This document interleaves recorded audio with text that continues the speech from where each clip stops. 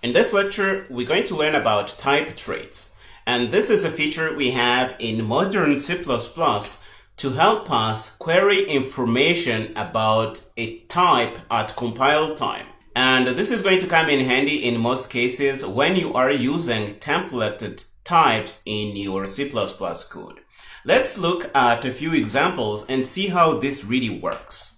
So here we have a simple program. We have a variable called a. It is of type int here. And we're going to be using some type traits to query information on our types.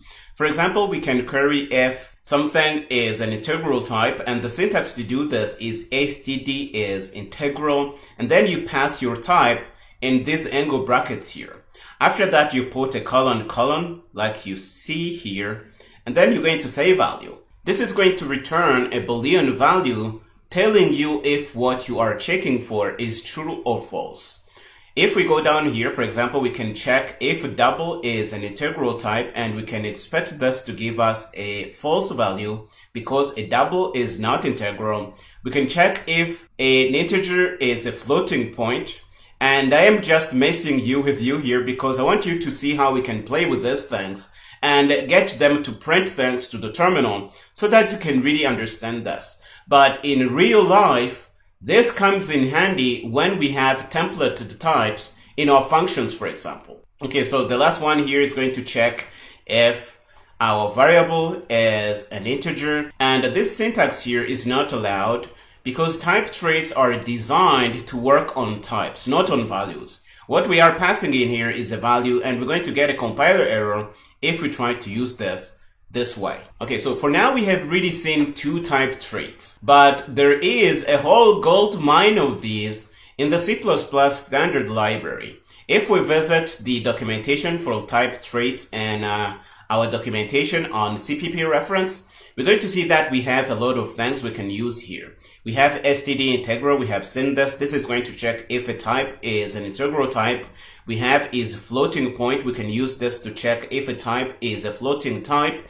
We can check if something is an array. We can check if something is an enum. We can check if something is a function. We can do all kinds of crazy things. If you go down here, we have composite type categories. We can check if something is fundamental. We can check if something is scalar. We can check if something is a reference. We can really do all kinds of crazy things. In this lecture, I just want to introduce this facility to you. To see an example of how this could work, let's expand on std integral here. And we're going to see std is integral. And if we go down, we're going to see a few examples on how you can use this. We can basically check if a type is an integral type. And we're going to return a Boolean value saying if it is or it's not an integral type. And we can pass direct values like this. And you see, this is the syntax we talked about in the slides. We say std is whatever it is we want to check for. We put our angle brackets, and inside we put in the type we want to check for, and we say colon and say value. And this is going to give us the information we want. And you see, this is the output from this program here. Okay, so this is really all type traits are about. Now that we know them, we can write a really cool function that enforces that we want integral types in our function.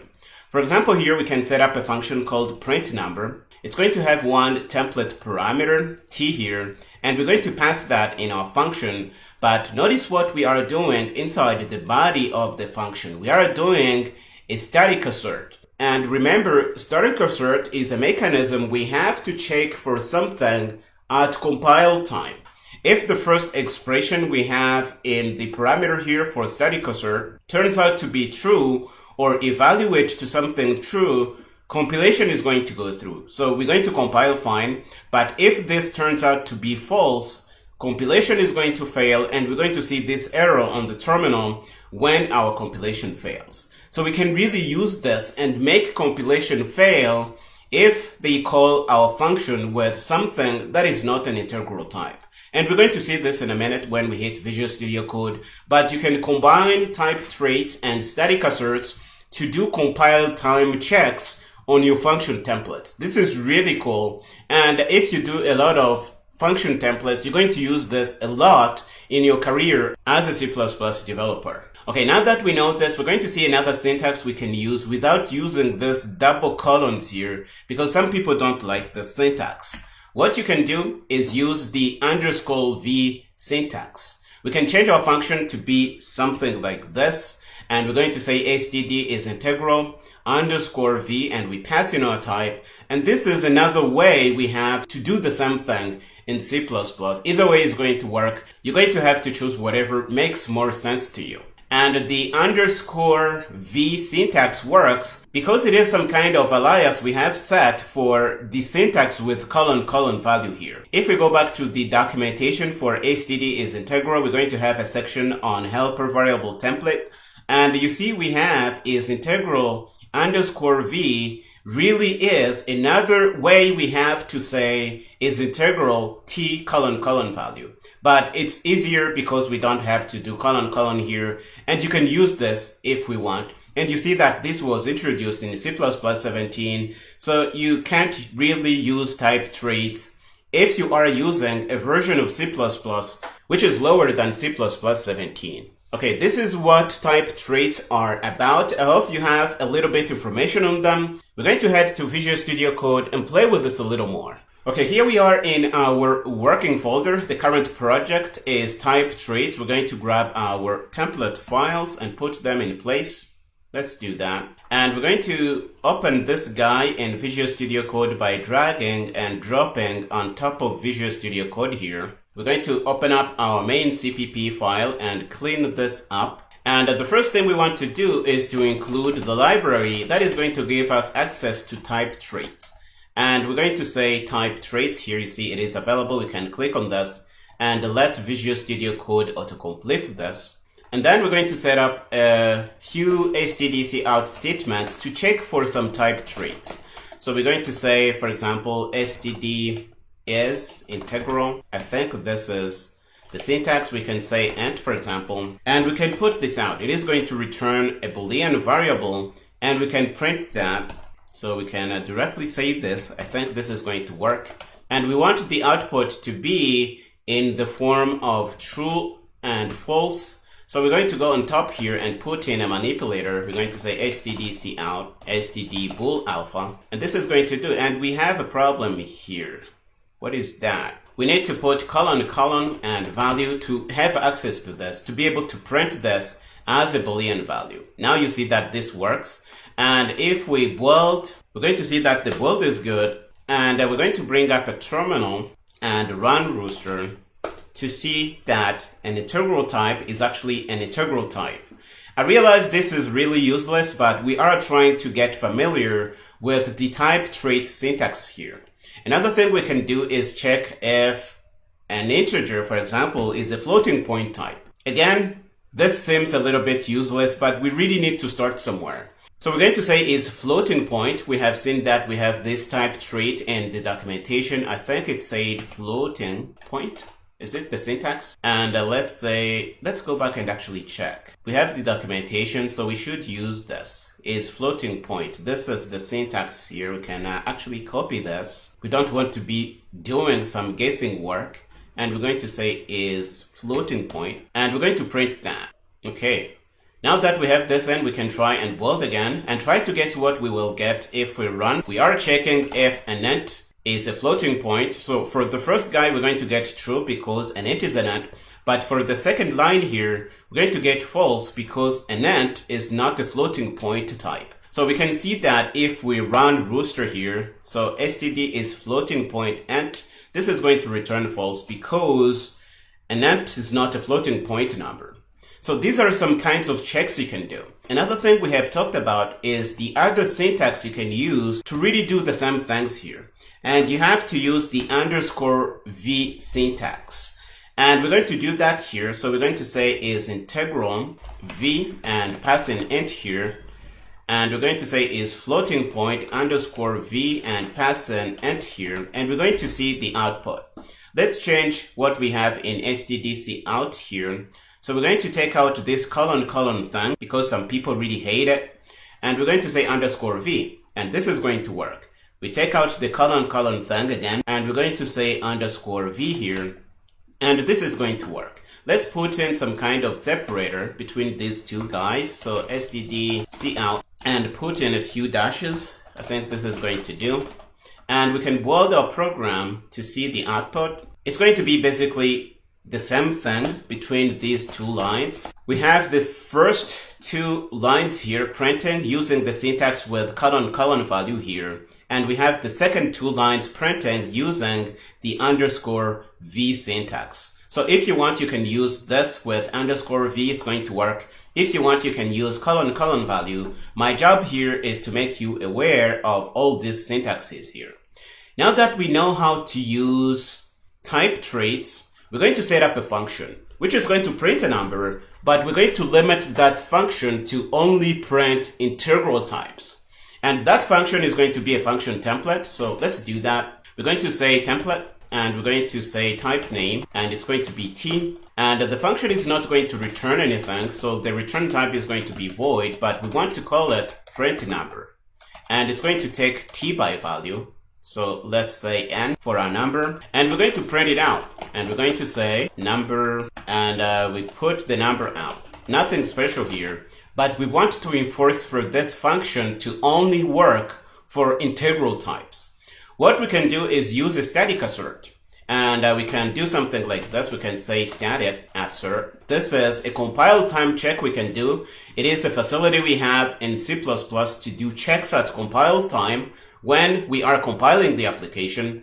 And what we want to check for is if the type we called this function template is an integral type.